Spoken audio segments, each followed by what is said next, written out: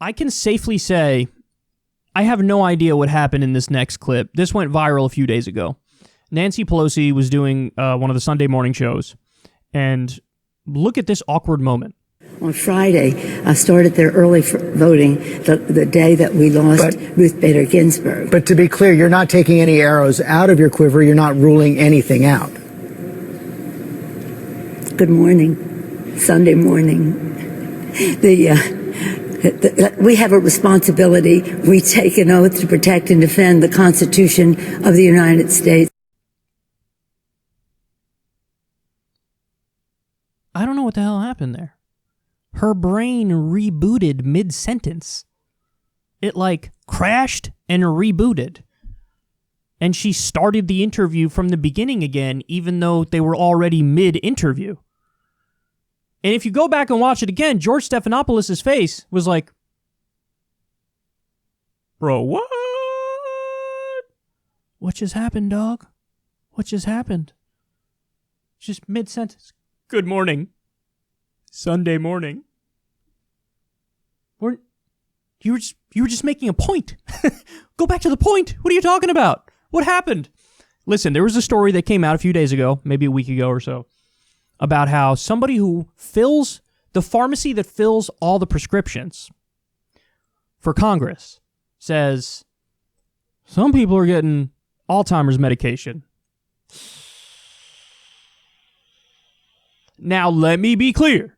Do I have any idea if Nancy Pelosi is one of those people? No, I don't.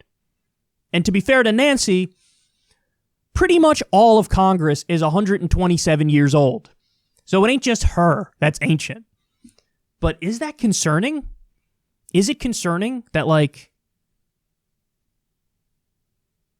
the people who control us are seemingly all in cognitive decline?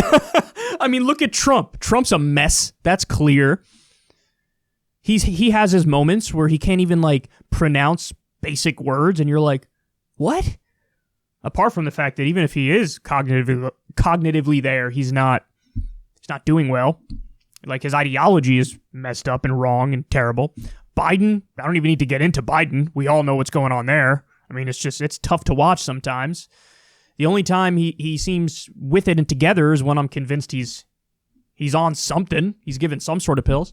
And now you got Nancy Pelosi rebooting mid-sentence.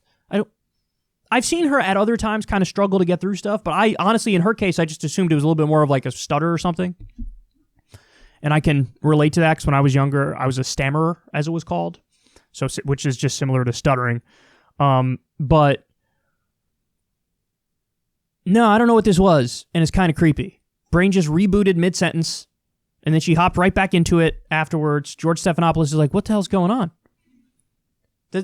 You would think that at a moment like this, when so many terrible things are happening, you got COVID-19, 200,000 Americans dead, the economy doing terrible, still bombing all these different countries, everything's a mess.